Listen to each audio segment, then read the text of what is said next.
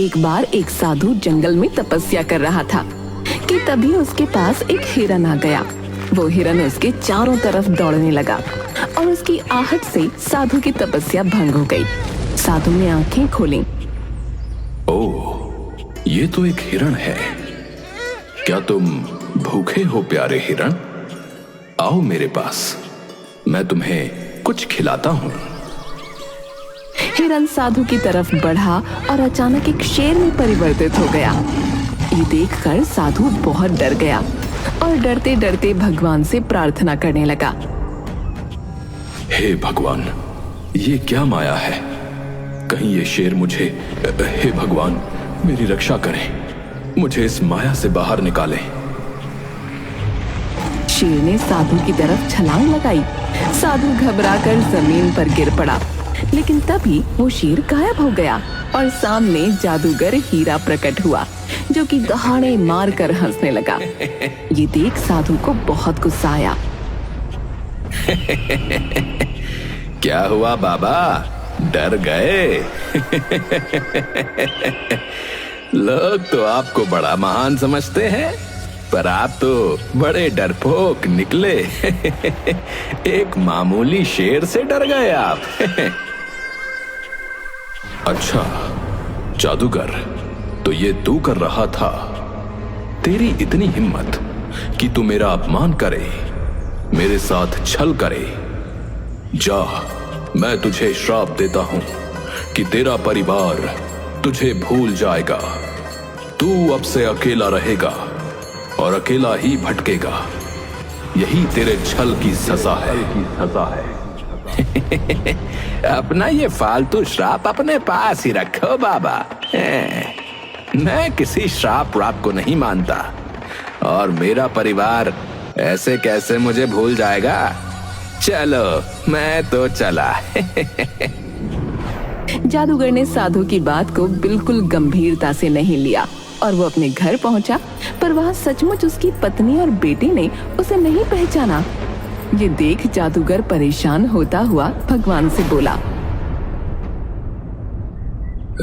हे भगवान, मेरी पत्नी तो मुझे सचमुच भूल गई और घर में भी घुसने नहीं दे रही। इसका मतलब उस साधु का श्राप सच हो गया है। मुझे ये सब सही करने उसके पास ही जाना पड़ेगा। जादूगर वापस उस साधु के पास जाकर उसके पैरों में गिर गया और उससे बहुत माफी मांगी। बहुत देर माफी मांगने के बाद साधु ने उससे कहा, मैं अपना श्राप तो वापस नहीं ले सकता, लेकिन श्राप को तोड़ने का एक तरीका बता सकता हूं। तुमने मेरे साथ छल किया था, तो छल के विपरीत अब तुम्हें एक ऐसा व्यक्ति ढूंढना होगा जो इस राज्य में सबसे ज्यादा ईमानदार हो। जब वो व्यक्ति तुम्हारे बीवी बच्चों को बताएगा कि तुम उनके क्या हो, तब उन्हें सब याद आ जाएगा। बाबा इसमें तो काफी वक्त लग जाएगा। हाँ, लेकिन तुम कर्म करो, तुम्हें इसका फल जरूर मिलेगा। बस तुम जो भी करो उसे नेक दिल से करना। ये सुनकर जादूगर ने साधु को धन्यवाद कहा और सबसे ईमानदार व्यक्ति की खोज में निकल गया। दूसरी तरफ पड़ोस के गांव में एक सब्जी वाला रोहित अपनी बीमार मां के साथ एक छोटे से कच्चे मकान में रहता था। वो हमेशा ईमानदारी और मेहनत से काम करता था। भैया 1 किलो आलू दे दो। जी अभी देता हूँ। रोहित ने आलू तोले और ग्राहक को दिए। ग्राहक गलती से ज्यादा पैसे देकर चला गया, लेकिन रोहित तुरंत ही ग्राहक को आवाज देकर कहता है, भाई साहब आपने ज्यादा पैसे दे दिए, ये लो आपके बाकी पैसे। अरे धन्यवाद भैया, तुम तो सच में बहुत ईमानदार हो। अब तक तो सिर्फ सुना था तुम्हारे बारे में, आज देख भी लिया भैया। अरे इसमें धन्यवाद कैसा, ये तो आपके ही पैसे हैं। रोहित इसी तरह ईमानदारी से अपना जीवन जी रहा था कि तभी उस गांव में जादूगर हीरा आ गया और उसने सबसे ईमानदार व्यक्ति की तलाश शुरू की। उसने गांव के कुछ लोगों से सवाल पूछने शुरू किए। नमस्कार। क्या आप मुझे इस गांव के सबसे ईमानदार व्यक्ति के बारे में बता सकते हैं? अरे, इस गांव में सबसे ईमानदार तो मैं ही हूँ। मैंने कभी किसी को धोखा नहीं दिया भाई। अच्छा, धन्यवाद। हीरा ने दूसरे व्यक्ति से पूछा तो वो बोला, मैं ही इस गांव का जो है सबसे ईमानदार व्यक्ति हूँ।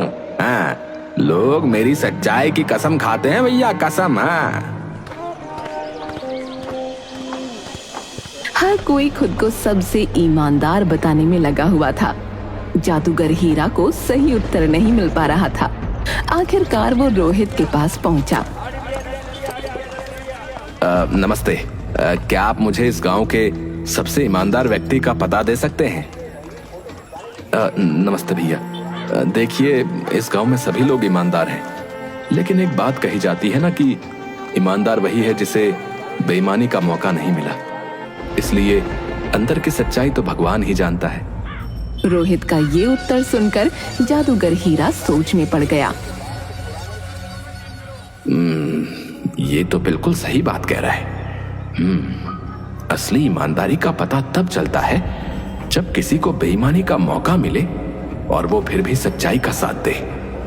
मुझे इन लोगों की ईमानदारी की परीक्षा लेनी होगी। जादूगर हीरा ने उन लोगों की परीक्षा लेने के लिए रात के अंधेरे में अपने जादू से गांव के बीचों बीच एक जादुई पेड़ बनाया। अगली सुबह जब गांव वालों ने उस पेड़ को देखा तो वो हैरान रह गए। अरे, ये पेड़ तो यहाँ कल रात तक नहीं था। ये कैसे आ गया भैया? ये पेड़ तो बड़ा ही अजीब सा लग रहा है कि नहीं? सुनो गांव वालों, मैं एक जादुई पेड़ हूँ। तुम लोग आज भर मुझसे कोई भी एक मनोकामना मांग सकते हो। तुम्हें वो सब मिलेगा जो तुम चाहोगे, पर कल मैं गायब हो जाऊंगा। अरे अरे बाप रे! अरे भैया! अरे जादुई पेड़! पहले तो गांव वाले डरे और फिर एक एक करके धागा लेकर आने लगे और पेड़ के तने पर बांधते हुए अपनी मनोकामनाएं मांगने लगे। लेकिन रोहित वहां नहीं आया। अरे, अब रोहित कहाँ है? वो क्यों नहीं आया मनोकामना मांगने? सुना है रोहित के घर आज लड़की वाले आए हुए हैं। शायद वो उनसे मिलने में व्यस्त है। रोहित अपने घर पर ही था जहां लड़की वाले उसे देखने आए हुए थे, लेकिन यहाँ भी उसकी किस्मत अच्छी नहीं थी। माफ करिएगा बहन जी, पर मैं ऐसे घर में रिश्ता नहीं कर सकती जहाँ सिर्फ 2 सदस्य हों और उसमें भी एक बीमार हो और ऊपर से आपका बेटा गरीब भी है। इसलिए आप हमें माफ करें। अरे, ये आप क्या बात कर रही हैं? मेरा बेटा बहुत संस्कारी और ईमानदार है। ये तो देखिए, संस्कारों से घर नहीं चलते। ये बोलकर लड़की वाले चले जाते हैं और रोहित का दिल टूट जाता है। मुझे माफ कर दे मेरे बच्चे, मेरे चक्कर में तेरी शादी भी नहीं हो पा रही। इससे अच्छा तो भगवान मुझे उठा ले। अरे माँ, कैसी बातें कर रही हो? शुभ शुभ बोलो। अरे रोहित, तुम्हारे जीवन में इतने कष्ट हैं, तो तुम जादुई पेड़ पर मनोकामना मांगने क्यों नहीं गए? तुम कौन हो भैया? तुम्हारा शुभ चिंतक हूं। चलो चलकर मनोकामना मांगो।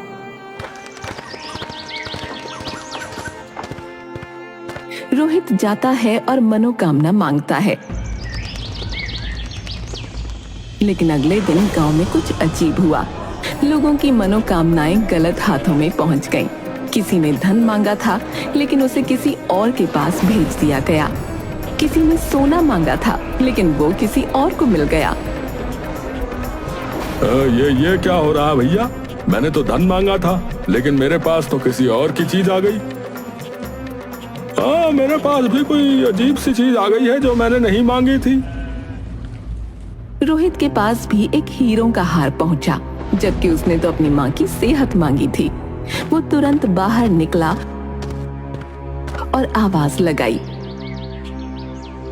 ये हीरो का हार किसने मांगा था? ये मेरे पास आ गया है। मैंने हीरो का हार मांगा था, ये मेरा है। रोहित ने बिना किसी झिझक के वो हीरो का हार उस व्यक्ति को दे दिया। ऐसा करते ही उसकी माँ की सेहत ठीक हो गई।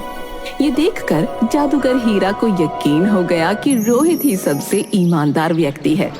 लेकिन तभी और लोग भी बाहर आने लगे जो अपनी चीजें वापस कर रहे थे।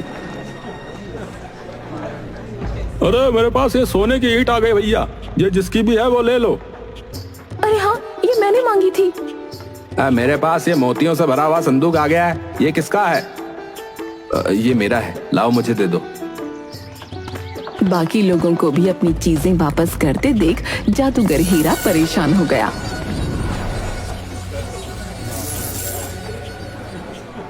हे भगवान, ये क्या चल रहा है? मुझे तो लगा था कि रोहित ही सबसे ईमानदार व्यक्ति है, पर यहाँ तो और लोग भी अपनी चीजें वापस कर रहे हैं। अब कैसे पता चलेगा कि सबसे ईमानदार कौन है? वो ये सब सोच ही रहा था कि तभी उसे एक विचार आया।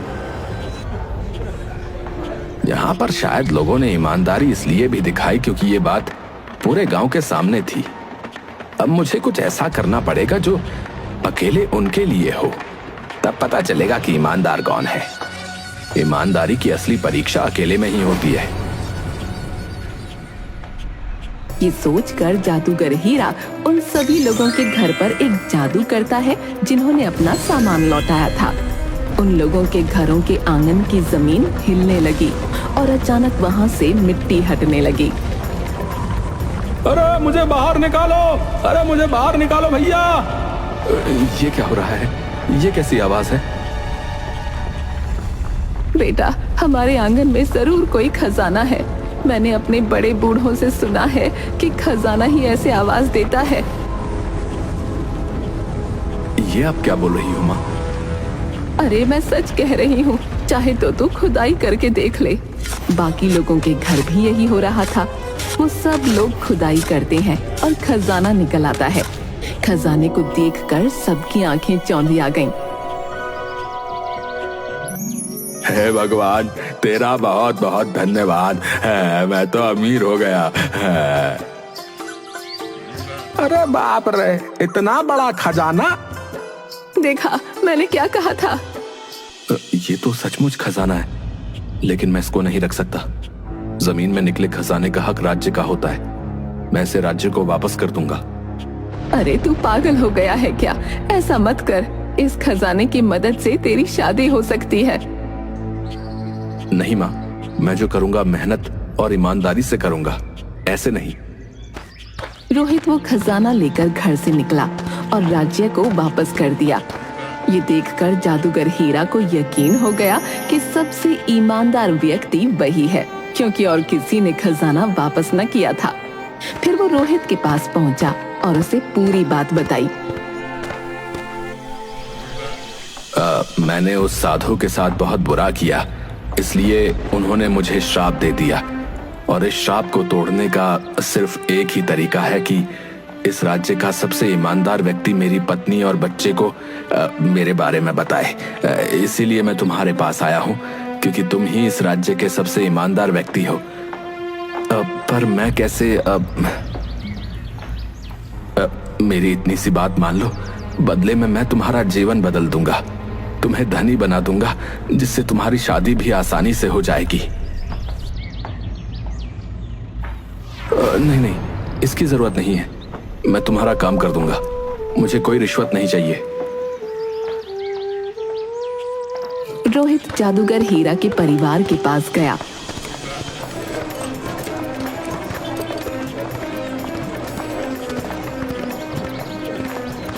और उन्हें सच्चाई बताई।